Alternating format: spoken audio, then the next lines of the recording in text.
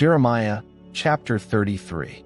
Moreover, Yahweh's word came to Jeremiah the second time, while he was still locked up in the court of the guard, saying, Yahweh who does it, Yahweh who forms it to establish it, Yahweh is his name, says, Call to me, and I will answer you, and will show you great and difficult things which you don't know.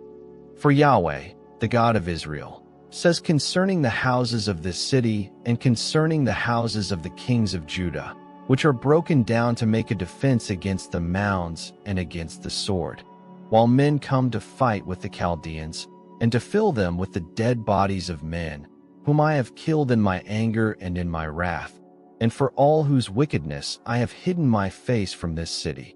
Behold, I will bring it health and cure, and I will cure them, and I will reveal to them abundance of peace and truth. I will cause the captivity of Judah and the captivity of Israel to return, and will build them, as at the first. I will cleanse them from all their iniquity by which they have sinned against me.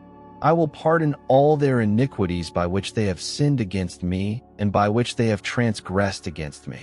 This city will be to me for a name of joy, for praise, and for glory, before all the nations of the earth, which will hear all the good that I do to them, and will fear and tremble for all the good and for all the peace that I provide to it.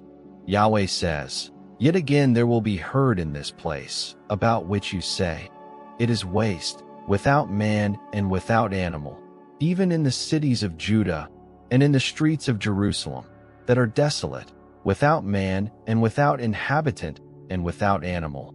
The voice of joy and the voice of gladness, the voice of the bridegroom and the voice of the bride, the voice of those who say, Give thanks to Yahweh of armies, for Yahweh is good, for his loving kindness endures forever, who bring thanksgiving into Yahweh's house.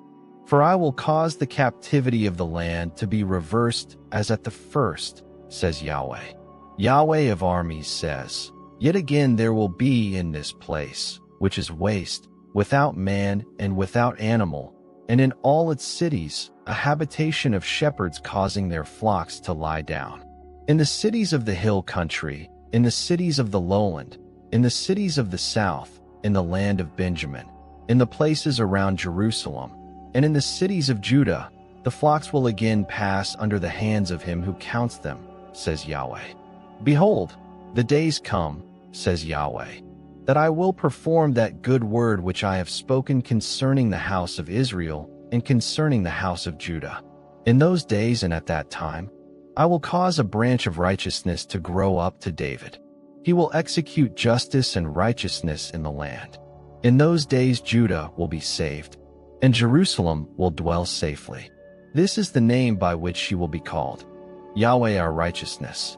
For Yahweh says, David will never lack a man to sit on the throne of the house of Israel.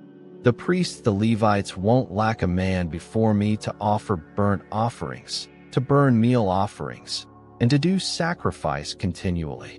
Yahweh's word came to Jeremiah, saying, Yahweh says, If you can break my covenant of the day and my covenant of the night, so that there will not be day and night in their time, then may my covenant also be broken with David my servant, that he won't have a son to reign on his throne, and with the Levites the priests, my ministers. As the army of the sky can't be counted, and the sand of the sea can't be measured, so I will multiply the offspring of David my servant and the Levites who minister to me.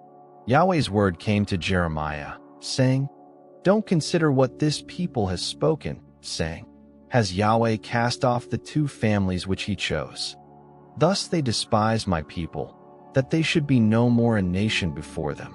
Yahweh says, If my covenant of day and night fails, if I have not appointed the ordinances of heaven and earth, then I will also cast away the offspring of Jacob and of David my servant, so that I will not take of his offspring to be rulers over the offspring of Abraham, Isaac, and Jacob.